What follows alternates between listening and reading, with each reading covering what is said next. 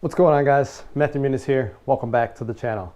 Today's video, we're going to talk about 7 tips that first-time home buyers, or really any home buyer, should take before they even start looking at houses. Buying a home is usually one of the biggest purchases someone makes in their entire life, and it can be extremely stressful, but if you prepare it properly, it can actually be pretty exciting and fun. Now, my wife and I, we've been in our house for a little over a year. We went through the home buying process, and it took us probably around 6 months since we first started looking until we actually purchased our house. There's a lot of ups and downs. It was very challenging. We did purchase it at the end of 2020, so we were in that pandemic pricing where it was a seller's market, and it still is today. But us being an example, that does not mean that you can't find the home for you. We are very happy where we are. And all it takes is consistency and not giving up when you go to actually make those offers. So now, before we get into the video, I'm not a financial advisor, I'm not a real estate agent or a lender or anything like that, so these are just my opinions. I think the best thing to do, as with all of my videos, is get some information from here, watch some other videos, maybe do some reading, make your own opinion, and then make your decisions based on that. So if you're starting to look for houses, pay attention and good luck.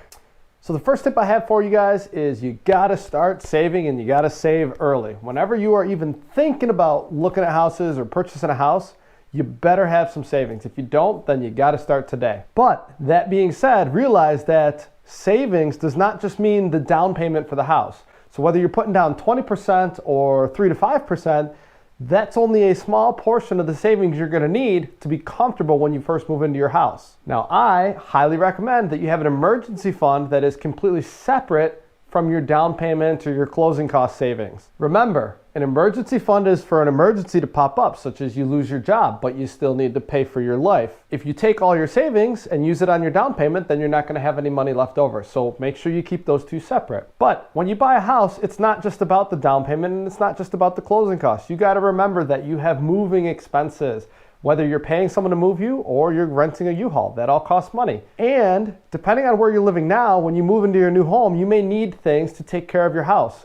How are you going to pay for lawn care? Are you going to hire someone, or are you going to buy your own lawnmower? How are you going to take care of your driveway? Are you going to hire someone to do your driveway, or are you going to buy a snowblower? Do you have cleaning supplies? Do you have a vacuum cleaner? Do you need furniture for a living room? Do you even have any furniture, a bed, anything like that? So just remember, buying the house, unless it comes with everything inside it, there's a lot more to it than just the down payment.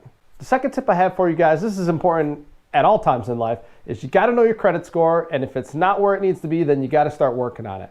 There's a lot of ways to quickly improve your credit score just by paying on time, lowering credit utilization ratios, increasing the age of your credit. All those things will help contribute to a better score. There are also a few other things that you need to keep in mind. One of them is, do not make any big purchases leading up to when you're going to be looking for houses or getting your pre-approval from your lender. Don't go buy a new car. Don't pull out new credit cards. All those things will negatively impact you when it comes time for you to meet with your lender and get a rate for your upcoming mortgage. Now, so the next tip I have is probably the most important tip of all of them we're going to talk about today. And if you get anything out of this video, hopefully it's in the next 2 minutes. You want to figure out how much home you can actually afford. It's not the same as how much you can get pre-qualified or pre-approved for. We want to know what you can actually afford on a monthly basis. If you just go to the lender, typically they're going to take your gross monthly income, they're going to divide it by 2, they're going to take out any debts you have, so minimum credit card payments, car loans, student loans, stuff like that, and they're going to give you a number. And it's going to be a lot higher than what you can actually afford. A good rule of thumb, in my personal opinion, keep your monthly housing payment less than 25% of your net income. So after taxes, if you get 4 paychecks a month, one of those paychecks or less should cover your living expenses. The reason that's important is you don't want to be house poor. 99% of people in life have hobbies. They have things that they want to do in life. Maybe you want to travel. Maybe you want to go out to dinner with your significant other. Maybe you have birthdays you got to pay for, or Christmas, all sorts of stuff like that. You don't want to be in a situation where almost half of your income is going to pay for your house, and then you still have car loans and student loans and stuff like that. You want to make sure you have discretionary income that you can put into your house to make it nicer for you, or to do the things that you want to do. So just keep that in mind. Figure out what you're comfortable paying on a monthly basis and realize that it's probably going to be a lot less when you actually go and get pre-approved or pre-qualified than the number that they say. The fourth tip I have for you guys, and this is probably the most fun, is sit down with you and your partner, or if it's just you, then sit down yourself, and make a list of all the needs and wants for your dream home or your home. Realize that if you're a first-time home buyer, you're probably not going to get your dream home. You know, if you're building a house, then sure, But if you're going around buying, you're gonna have to make some sort of compromises. However, it's up to you to decide what is an absolute need when it comes to buying a house. Because there's gonna be a bunch of houses on the market, and when you look at them, you want to narrow down the choices, that way you're not wasting your time. If you have children and you need 3 bedrooms minimum and 2 bathrooms, then you don't want to waste your time looking at 2 bedrooms and 1 bath, because that obviously doesn't fit what you need. More than likely, it's going to be extremely hard to change the house to fit your needs. However, maybe one thing you want is a renovated kitchen with stainless steel appliances or something like that. That's what a lot of, that's what my wife wanted. Really nice kitchen. Realize that if you could find a house for $20,000 or $30,000 less with an old kitchen, maybe you can just hire someone to update your kitchen and get the appliances you want. So just keep that in mind. There's needs and then there's wants. You need to be in a good school district? Well, then make sure you're looking at specific towns that have high school ratings. For me, my needs were a 2-car garage or land to build a barn. It just so happened that we got a 2-car garage and we already had a barn, so it was perfect. However, it's not all sunshine and daisies. We put in a lot of offers that got turned down before we got this house. It just so happened that this house had a lot of stuff that I wanted. It also had the updated kitchen for my wife and a few other things, so we were both lucky. The next tip I have for you guys is plan out what type of mortgage you're going to be getting into. So are you going to be looking at 15 years or 30 years? Obviously with the 15 years, you're not going to be paying for it as long, but you're going to have higher payments. Maybe you can't afford that. 30-year typically is going to have a higher percent rate.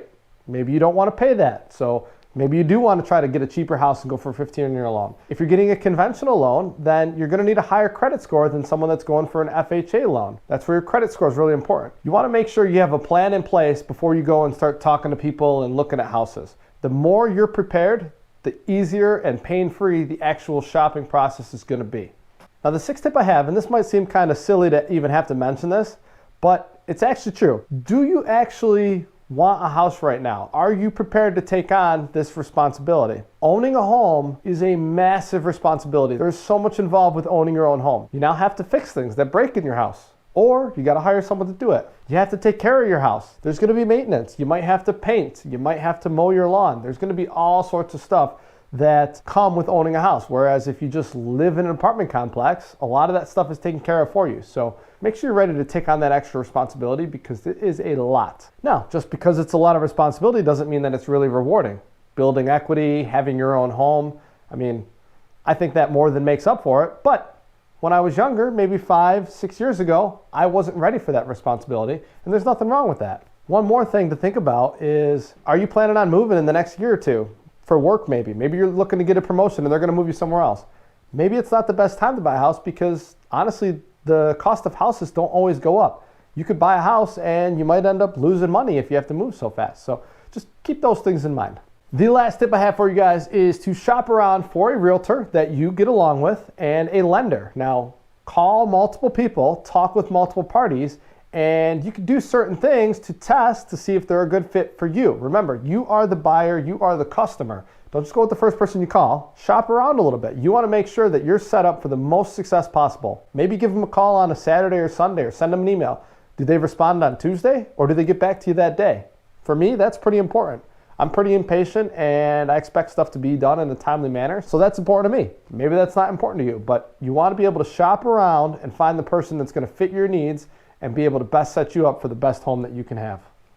All right guys, if you're still watching the video, if you haven't already, make sure you smash the like button, subscribe to the channel, leave me a comment down below with what you thought. I do my best to respond to every single comment in a quick and timely manner, and I hope to see you guys in the next video.